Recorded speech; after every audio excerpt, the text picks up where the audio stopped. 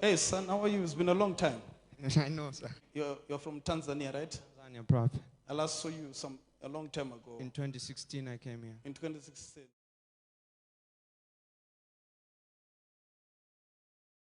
Yes, and I went back with the fire. You went back with the fire? Back with the fire. So you have come here for more? For more fire. So that you go back? So that I go back.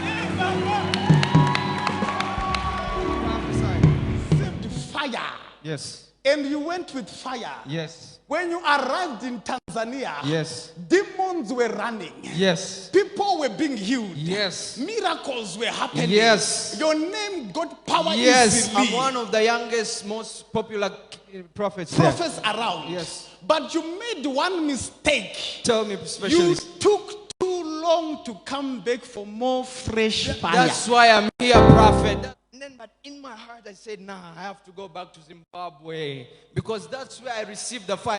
Man of God, I'm here. I'm here. Specialist, I'm back. I'm here. This is my home.